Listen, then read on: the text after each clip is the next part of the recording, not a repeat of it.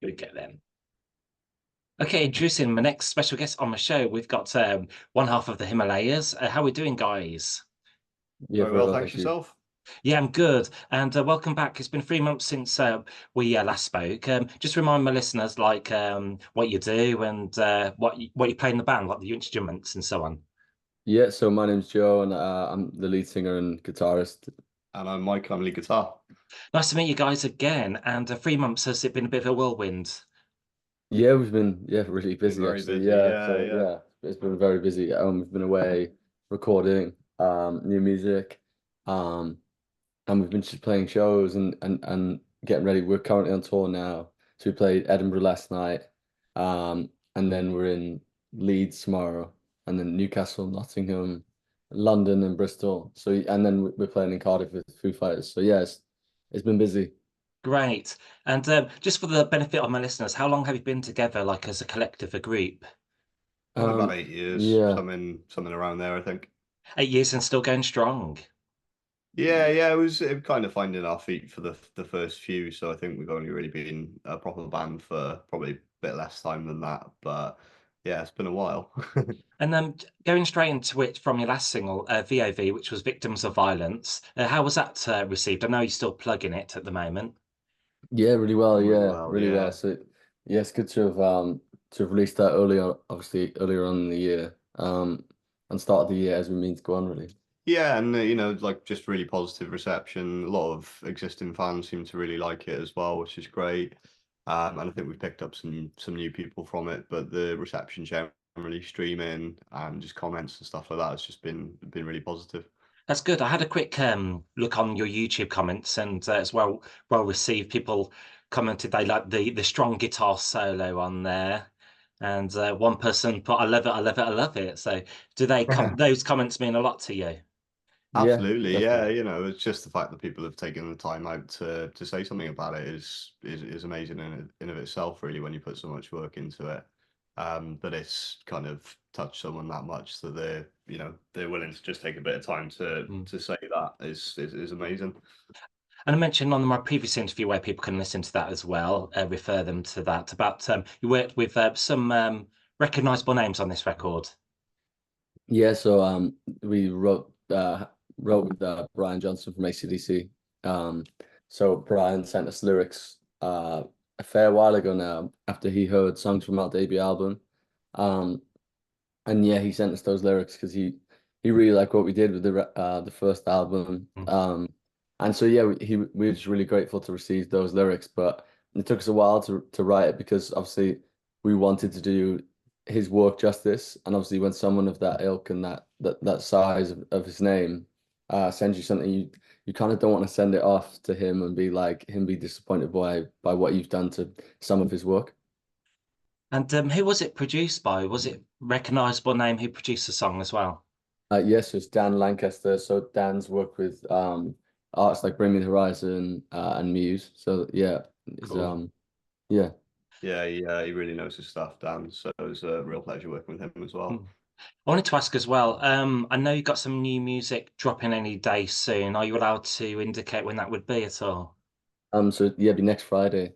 Well, Oh this Well, Friday, yeah, this this Friday. Friday coming up now, We're in a new 21st or week. something. Yeah. cool. We'll make sure we've got a slot for that then. Thanks for the heads up. Also, this new single, will there be like a music video in good time when it's released? Yeah, there'll be a video. Yeah. Yeah, it's in the works at the moment. So we're just kind of waiting for getting it back and approving everything. But there'll be, yeah, I don't think there's a hard deadline on when that'll be Mm. released. But the track's out on Friday either way. Yeah, cool. Just bring it back a bit now. Talked about the present. Thank God I'm Not You has hit like 45 million on Spotify. That's insane. And Yeah.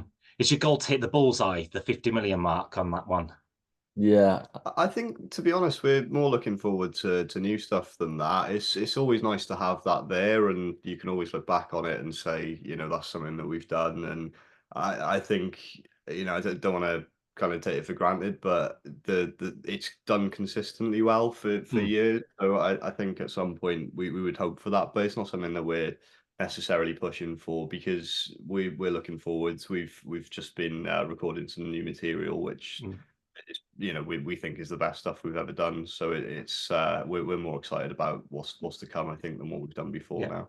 So Yeah, like progression, like, and moving upwards, moving onwards. yeah, definitely. Yeah. I always think it's nice though, because obviously, um, the fact that we've been able to achieve like that number, and achieve some of the things that we've done, just by just putting out music from when we started the band, is always amazing, and the support that we've received based off our music that we've created is always a reminder of that every time you reach a milestone or something that is like, um, yeah, just like you always wanted to achieve, I guess. And the classics, from your catalogue, will you be throwing the odd one on your tour dates at all? Yeah, we've been playing some a varied range of stuff. So we're playing some new stuff, playing V.o.V. We're playing some old stuff. And every time we play shows, we always think this is the last time we're gonna play it. But on this tour, this is the last time we're gonna play some songs. So because obviously with new music that we have, and like Mike said, it's the what we feel is the best stuff we've ever done. So we're looking forward to playing that more consistently as opposed to some of the back catalogue. Right. And who have been your inspirations over the years? Just looking on some comparisons, like Cage the Elephant, Last Shadow Puppets as well. Yeah, that's some nice comparisons. Yeah, I think for us it's bands like Queens of the Stone Age, um, Mars Volta, um, Foo Fighters. There's a ton of bands that we love and have been influences of ours. There's so much, and outside of the rock genre as well. I think when our new material comes out, I think that'll really show that we've got a lot of influences. And even with the first album, there's quite a lot of variety on it, and we've never wanted to be too stagnant or to feel like we have to just fit within the rock genre Mm, that's entirely nice. without sort of branching out and trying new things. So yeah, we're all big music fans generally, and we all like a lot of different things, and then there's a lot of kind of mutual taste as well. So, as Joe said, someone like Queens of the Stone Age would be someone that the whole band like, and Iggy Pop and David Bowie and Prince and people like that. But yeah, to be honest, it's a real sort of plethora of influences, and that kind of makes it exciting for us when you sort of find a way of introducing something that wouldn't normally fit, and making it work within what we do. That's good. You mentioned London ENG on the Saturday, 22nd of June. That's coming up. And then your big one, this is a long time coming, the Tuesday, 25th of Cardiff. You're supporting the Foo Fighters, are you, on that leg? Yeah, We are, yeah, yeah. yeah. So we've known for a while about that one that we were playing it, and obviously then the show got announced. So at first it didn't feel too real, or it felt like a while away, like a mile off, and then it's sort of snuck up on us, and then now it's like next week or a week Yeah, tomorrow that we're playing the show. So everything's kind of happened at once all of a sudden. So yeah, it's super exciting, but I think it's only really just hit us now, like recently, of the kind of reality of the Yeah, situation, yeah, right into this store and stuff like that. yeah. Am I allowed to ask if you meet the band as well, like we're not too backstage? sure. We're not too sure. Yeah, hopefully we will, but if not, we're still super happy Mm, with the show. Yeah, yeah, that's the thing, it's hometown show in our stadium, so it means the world to just be doing that anyway. If we yeah, kind of get to beat the guys, that'd be an added bonus, and that would yeah. be amazing. But we're just grateful to have had the opportunity in the first place, to be honest. That's good. Hopefully your paths will cross then. They do say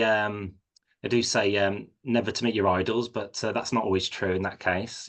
So I think I think Foo They're Fighters, meant to like, be quite lovely I think guys, they and just come across as like really nice people. Yeah. So I think in this instance I wouldn't be too nervous about meeting Mm. heroes. But yeah, they're just insane musicians, and I suppose just like the pinnacle of rock music, really. I think they're someone you aspire to be like yeah, when you grow up and you play music. And obviously when we were growing up, we were like watching coming home from school, and I remember watching like MTV music channels and things like that. And I remember like really remember certain bands being like I took away, and they were influences, and The Pretender. I remember seeing that video for the first time and thinking this is insane. This is amazing. Mm. I mean, I've seen Dave Grohl in interviews. He looks like a cool dude. Yeah, 100%. Yeah, he's Cool. got a reputation as being a really nice guy, to be fair. So I'm sure that if we do meet him, they'll kind of live up to it. But I mean, just the fact we're getting to watch him live as well is amazing in of Mm. itself. You know, free show. Because that's in your home city and it's sell out as well. Yeah, exactly. So yeah, we're just super excited about the fact that we get to play in our home city. And obviously when we were growing up, you kind of aspire, when you decide to be a musician, you aspire to play that. And it always seems like maybe it might be a false hope, but the fact that we've actually got it kind of justifies the fact that we've spent so much Yeah. time being involved in music. Yeah, And absolutely. yeah. Oh, sorry. Obviously, you've been together like nearly a decade now. Have you been through the highs and lows? The tides. Have you had to make any big sacrifices to get to where you are now?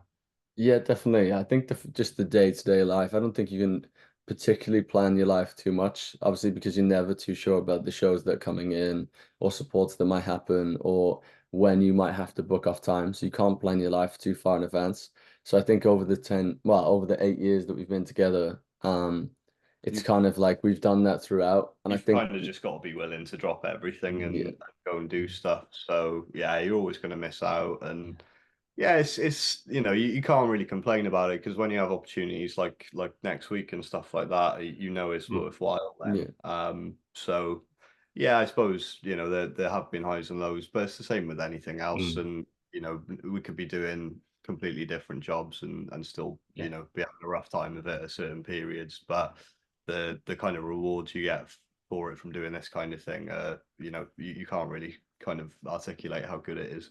yeah, we'll never complain about the fact that we get to do this because we decided to do this and we love doing what we do. Yeah. And the fact that we're on a run of shows now up until the Foo Fighters show with dates that have sold out and sold so well and playing headline shows to people who really want to see our music is something, yeah, you can't do elsewhere. Mm. Yeah. So like the sleepless nights, they're worth it in the end.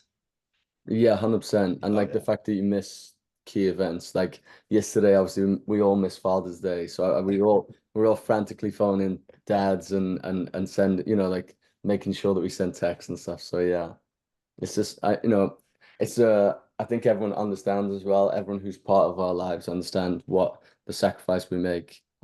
Yeah, I think we've all been very lucky in that respect that Mm. we've had people around us that, believe in us Yeah. and uh, kind of understanding that if you can't do something, you can't do something because it's for the band and it's for trying to kind of further our careers. So Mm. yeah, we're all quite lucky in that respect. We've got a lot of good people around us that have just kind of let us get on with it.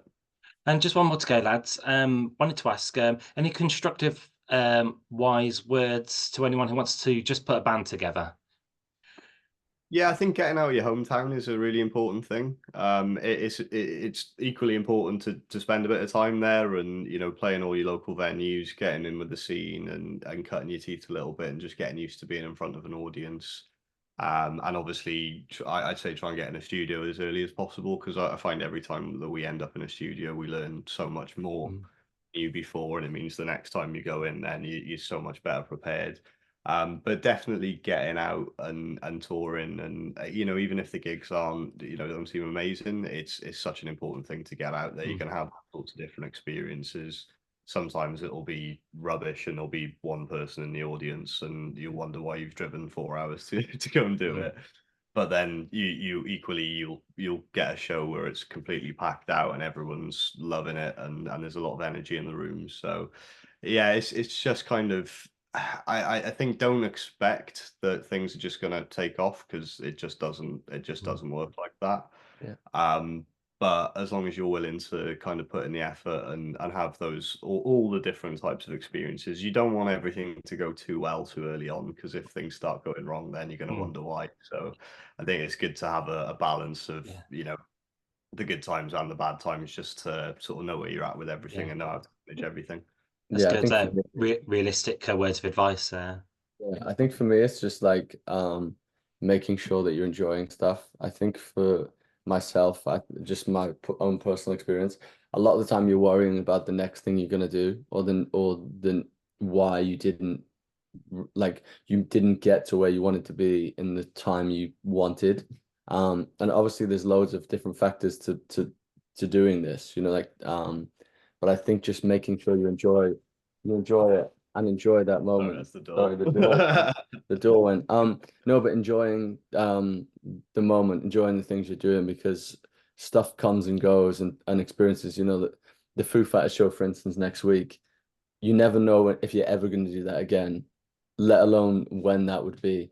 So like just enjoying those moments and enjoying the things that you're currently doing is like really important. Yeah. Brilliant. Well, thanks very much for your time today, contribution to your show.